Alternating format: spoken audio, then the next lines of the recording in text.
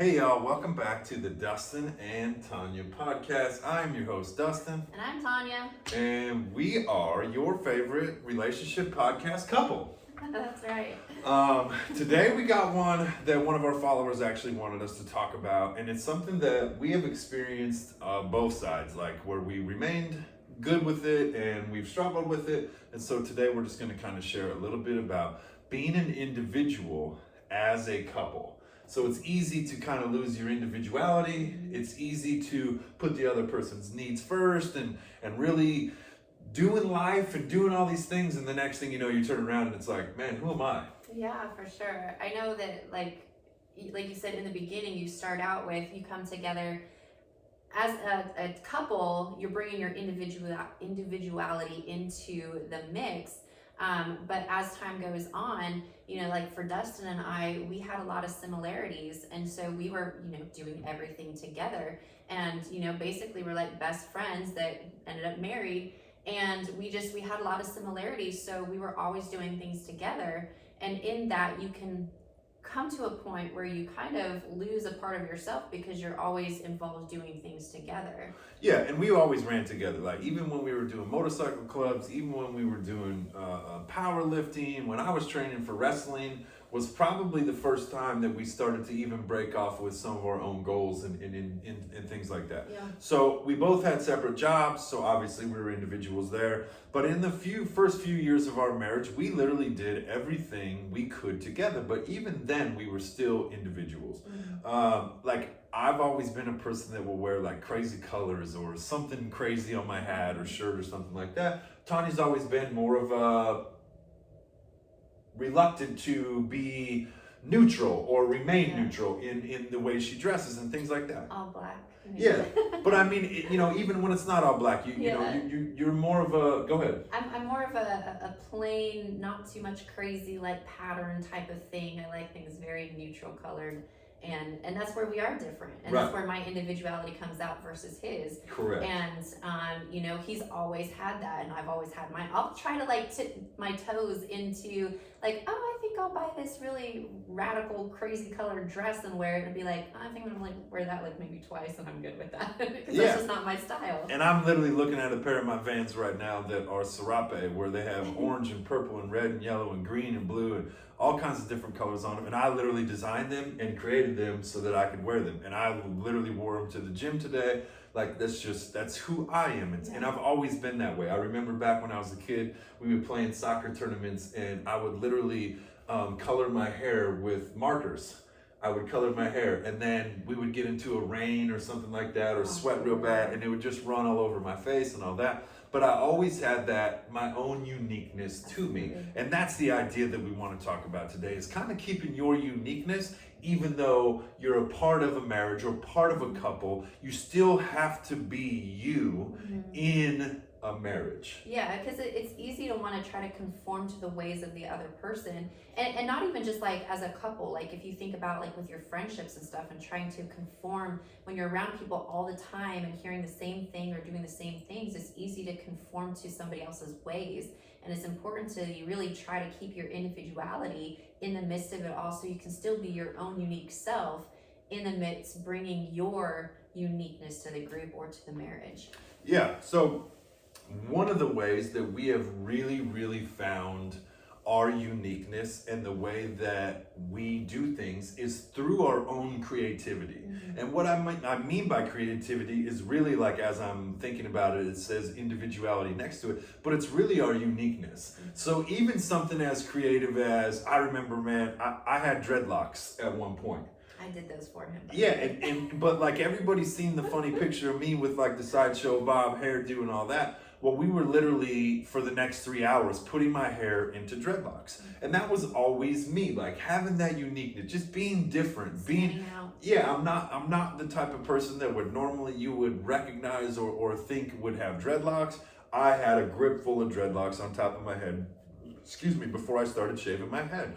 I got my first tattoo when I was 16 years old in Cozumel, Mexico. No parental supervision, no nothing. And from there, it stemmed into an entire canvas. ordeal of tattoos and my uniqueness. And literally, like, I've got motorcycle parts and skulls and things and money and all kinds of stuff that all has my individuality written all over it. Like, if you literally sat down and I told you the entire story of all these tattoos, you would just say, man, that's like, it's a story of your entire life. Because that's who I am. I never was the person that just got something off of the wall or anything like that. Like, all my tattoos have a meaning to me. And like I said, I literally started when I was 16 years old. I've even legitimately, like, my entire neck is done. She told me at one point, you probably shouldn't tattoo your face. I said, I don't care what you tattoo, but your face, just, let's just not touch that. But at one point, I'm going to be 100% honest with you, we talked about doing my entire head. Yeah, and like, you know, we looked into it and like, it can cause concussions and all kinds of stuff. And I was like, okay, maybe that's too far. But it was something that we discussed because of my uniqueness, because of my individuality. That's just ultimately who I am. It's what I like. I like to stand out a little bit. I'm big, I'm loud, and I'm a person that stands out, and I like to stand out. And so that is me. And ultimately, through our relationship, we have found that that's actually how we work. Even when we do something like this, I'm usually the lead spokesperson. She usually finds where she can fit in and has some really good stuff to say. And then we both take these videos and go our separate ways with them. I do the podcast, she does the YouTube side. And so it's funny how our creativity comes out as our uniqueness. Yeah, I want to touch on that because, you know, we talk about, or you said how we do our own separate thing. Where was I going with this? Oh my gosh, I just like totally lost it. And just like that, her uniqueness just totally wiped her off the face of the earth. But sorry, I know what it was. It's finding, I think, you know, in part of it, it's finding your strengths and your weaknesses as individuals to coincide with each other in your marriage. So like Dustin said, he's really good at like speaking out and being the lead, and I fill in where I see fit. And that's just finding out, like, that's my strong suit is doing that, and his strong suit is taking lead. And like, as together, you use your uniqueness to fill in those spots, to cover the spots where the person's maybe in their weaker point, and you step up and use your strength. So together you mesh together and make it one whole piece, if that makes sense. And that is literally the definition of marriage. Yeah. Like, ideally, you married someone the opposite of you who had very good similarities, right? I'll just be honest with you. When we were young, I was 23, she was 22, and our similarities were to include cigarette smoking, alcohol drinking, staying up late, giggling, and like, partying. Yeah, and like, ultimately, that was our similarities. Yeah. She was cute, I was handsome, and we made the perfect couple, right? But from there, our individuality, I literally used to wear a bandana on my head, like, as a statement. The first night I met you, you were wearing a baby blue bandana wrapped across your head, matching your polo shirt. But listen, as we talk about uniqueness and individuality, how many other men did you know that roll around like that?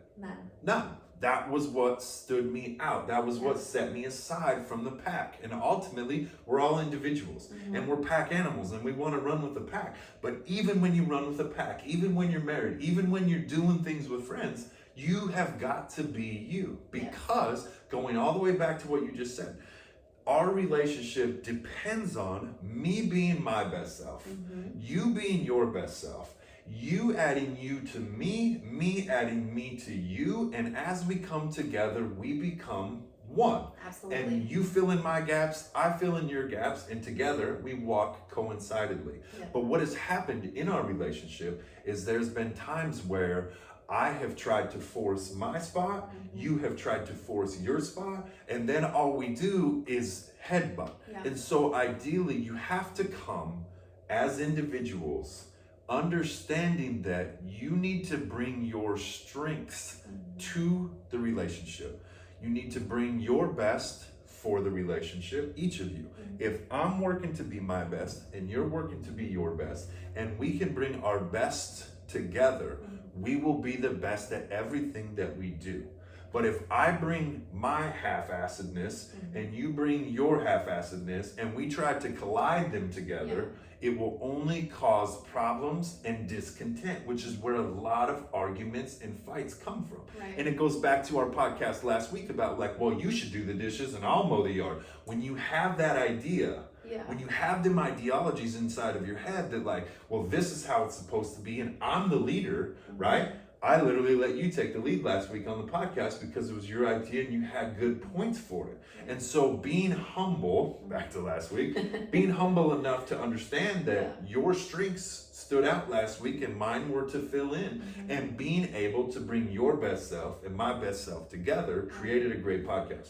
And that's where, again, like communication is very important. And that's one of the things that you should talk about between each other, is finding out what your strong suits are and where your weaknesses are, and seeing how one or the other can fill in those gaps, because together then you can be your strongest together when you do that. Yeah, and ideally what happens, unfortunately, is we go the opposite way. What we start to find as we've done it, trust me, the you and I's, as we get into the you and I's and things aren't going perfect because maybe I'm not showing up as my best, or maybe she's not showing up as her best. And we've had them scenarios where one's had to carry the other one, and one's had to, kind of lay down and like, okay, it's on you. Like I don't have any more in me, right? But along the way, if you're bringing your best and I'm bringing my best, they come together as our best. But you being able to do your best and me being able to do my best sounds really cool. But it's easy to get caught up in, well, you didn't do this.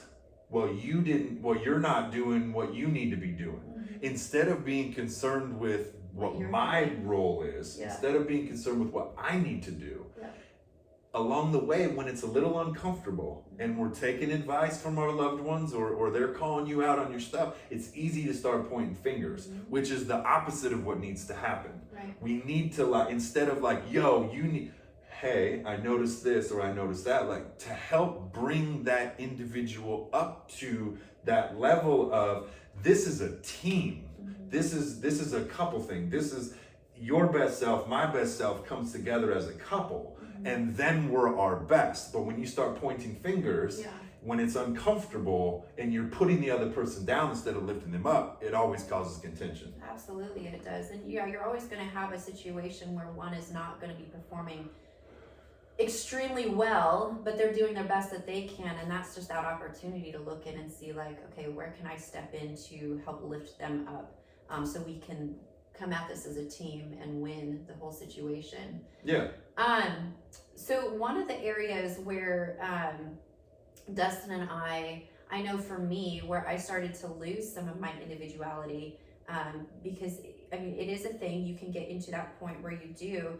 When Dustin and I decided to start traveling full time, he was still working for a job where he was gone during the day, and I stayed back and I would stay in the motel room.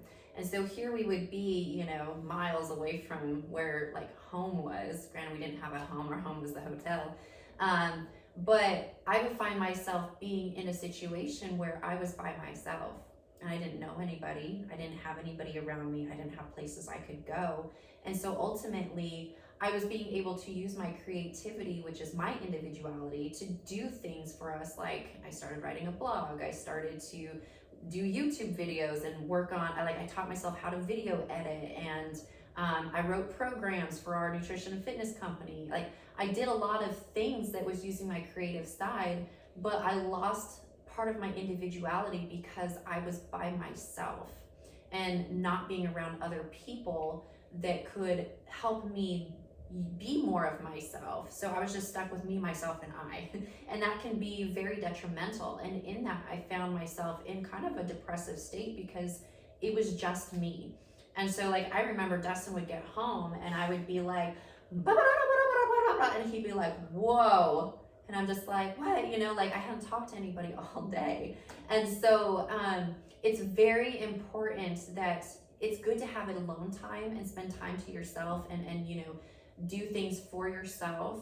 But you have to, as well, to keep your individuality and keep yourself sane, you have got to be surrounded by other people to help you develop your individuality and to also be yourself, because when you're just stuck with yourself all day long, it's really easy to lose a part of yourself. Yeah, and ultimately, like, that's where a good circle comes in, both male and female. Mm-hmm. You know, like, currently I'm working at the gym, so I experience women, I experience men, and it's easy for me to see, like, okay, with that person I can't be, you know, brash. This person I can, you know, kind of push to do more. And so it gives you that guideline, kind of that deceptor of what I can do, what I can say, how I can improve. You know, this person's maybe a little softer and this person's a little bit harder. So you can do different things, but without that opportunity to be around other people, you can begin to, like, just what you Lose think part and of you say and yourself. you do, like, oh, that's just who I am, Yeah. right?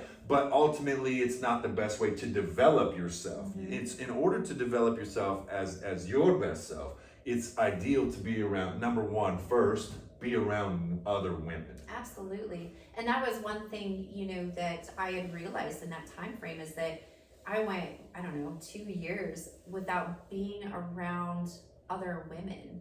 And so, like, the only person I generally was around was Dustin, which is good, right? I love you, baby. But I needed women. You know, you've got to be around people who are in the same retrospect as you, so you can learn from them and help develop yourself as a woman or as a man or whatever it is. But being around like individuals helps you to bring that out. And so part of me is, like, I lost a bit of my femininity because, for one, we were living very tiny, and so when we ended up moving into a bus, like, it got down to even more smaller things.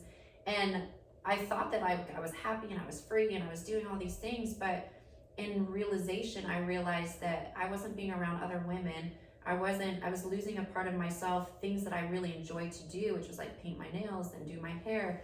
And so I lost part of myself because I wasn't having that availability to be around other women.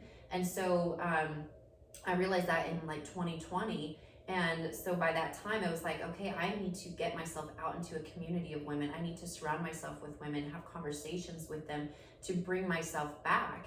And, you know, I finally felt like once I did that, I could thrive, and even more of my individuality came out and started to create even more of myself and pouring myself into my creativity and seeing things that I was capable of doing. And it helped me develop more as a woman, because I had that type of atmosphere around me to kind of show me more of what I wanted to become as myself. Yeah, and even like me, like, I was working a job of people that were not necessarily shooting to be their best. It was like, you just knew you were going to get paid, everything was good, no qualms, and so most of them were average at best. And so for me, it was like, I needed to get out of there and move into a different circle that was striving to be physically fit, striving to have a good marriage, striving to, you know, make more money and make an impact on the world, striving to do better every single day in life. And so I surrounded myself with people like that, both men and women. Mm-hmm. But ultimately, what happened is I actually went to a men's event with just men for an entire weekend, and we did men's stuff. Like, we did an ice bath, and we did, you know, workouts. We wrestled and got physical with each other and things like that. And to remind us that as men, as providers, as protectors of our family, the only way you can be reminded of that is by doing that. And so we got physical, and we got down to business. And when you realize that, like, you're capable of that, then it's like, okay, I now know that if something happens, we're good, right? It's easy to say, like, oh no, babe, we're good. But, like, when you find out that you're good, when other men help you realize what you're capable of, when other people show you that you did this and you were good at it or whatever, it helps you to develop as an individual. And so then we even sent you to a women's event. Yeah, and that was a really big thing for me because, you know, like I said, I struggled partly with my identity and who I was as a woman, who I was as Tanya. And in that event, I was able to start to put those pieces back together to find out who I really was. And one of the coolest parts about it is in that we had this thing where, you know, finding your identity is you could look at, you know, pick an animal and figure out, like, what type of animal do you want to choose for this month or whatever, and learn about them and what their characteristics are and find similarities in that. And immediately mine was a peacock. And this is like super awesome for me because one, I had peacocks when I was growing up. And so I was like, okay, I don't know why the peacock came to me, but it did. But it came to be that peacock resembles beauty and confidence, and these were all things that I wanted to be, and I knew that I had those before. And so I really started to focus on the peacock, and it was like it just really spoke to me. And now that's like the biggest piece of my jewelry brand that I have, and making me feel beautiful and confident. And that's what I want to show and portray to other women and teach them how to become strong, beautiful, and confident from the inside out. And I wouldn't have found any of that if I didn't go to a space where I was surrounded by other women who had taught me to dig deep into, find the things about myself and bring out my individuality as a woman, to be able to do those types of things. So it really is important to surround yourself with other people and have others, your spouse, your friends, outings that you go to, these different places to help you develop your character and who you are, so you can bring your individuality into the mix of the group and be your best self. Because the biggest thing for me is when you say individuality, when you bring your individuality into a relationship, you want to be an addition. You don't want to be a subtraction. Exactly. Or a division. You want to be an addition to. So that means it's your responsibility to develop your best self, whether that's physically, mentally, emotionally, spiritually, like financially. You have to develop to be your best. And then when you come to a relationship or a circle of friends, or when you walk into a room and the temperature changes, like the only time that happens is when you've developed yourself as an individual to add to what's already there. You never want to subtract from. You always want to be able to add to the situation that you're involved in. And so for us, finding men and women that have helped us develop in our friends and family and all kinds of stuff has truly, truly helped us be our best individually, so we can be our best for each other together. Absolutely. Yeah, and I think it just really comes down to also you have to have that willingness to continue to work towards becoming your best self and bringing out your individual self, because it's a lifelong thing that you're always going to be continuously working on yourself to be your best self. Yeah, like for us, like we're both into fitness. We've done 75 hard 4 times together. We've, now completed phase 1. And although we do it together, we have separate goals. Absolutely. We have different identities inside of that. And you're trying to do this and I'm trying to do that. I'm reminded of when we first got together, you enjoyed part of being Mrs. Johnson, or people used to call me Mouth because I spoke up and said what needed to be said. She loved being called Mrs. Mouth. I did. Right up until she realized that she was no longer Tanya. Yeah. And so then I became president of a motorcycle club, and then it's like, oh, you're his old lady, or you're his whatever. And along that journey, she kind of lost Tanya. Yeah, and I think once you get into a space like that, is when you realize how important your identity is, how important it is to be yourself instead of being somebody else's something, because then it's kind of like you're a possession or you know what I mean? And so you're not yourself, you don't belong to yourself. And so it's really important for you, if you don't know what your identity is, to really take a deep look into who you are as an individual and start by finding things that you enjoy. What are the things that you enjoy most out of life? Like me, I always knew that creativity was my thing. Dustin would always ask me, like, what is one thing that, if it wouldn't matter any circumstance, what is one thing you always want to do? And mine is always create, and it's always been that answer from the day one. And what does create mean for you?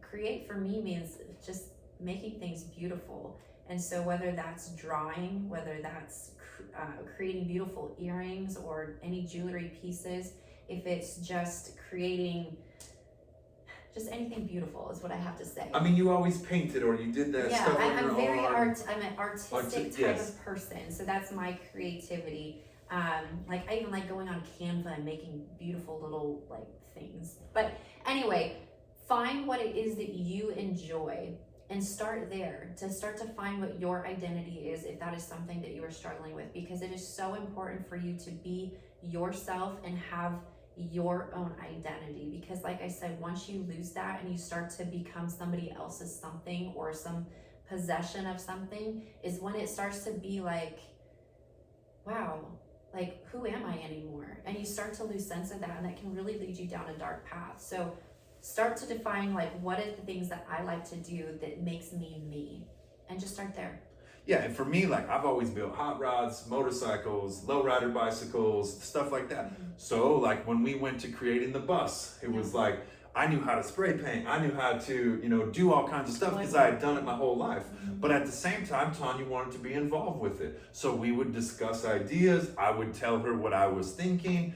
She, like, you made the curtains. You did, like, the creativity of you and the creativity of me brought together made a really rad bus. Right. But individually, we would have just had little parts and pieces that would have been like, oh, that's cool. Right. But together, we were able to put both of our skills and our talents together and create something really rad. Just like in our relationship, just like in our bodies, just like in the way we teach Journey and carry out our love for her and things like that. We both show up as our best selves, which ultimately shows up as our best selves as our marriage. Right. And so ultimately, that's what we wanted to talk about this week is, first, you have to develop as an individual. First, you have to be unique and be yourself. Because if you try to be anything other than you, you're always going to be miserable. Absolutely. Like, God put you here to be you. You are unique. You are a 1%. You are an individual. And it is your duty to be that person because there's no one else out there like you.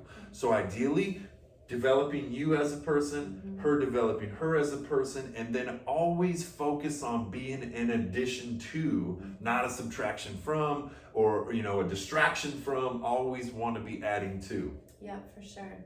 So with that, guys, we hope that you enjoyed this podcast. If you got anything from it, share with us in the comments below. And also don't forget to, if there's any topics that you want to hear from us, anything specifically, put them in the comments as well, and we will add that to the list. And with that, yeah, we will put our social media links in the bottom. Please follow us, share with us what you guys think so far. We got some really cool comments and stuff coming in, and we just, you know, honestly thank you guys from the bottom of our hearts. Yep, with that, thanks guys, much love. We'll see you next week. See you later.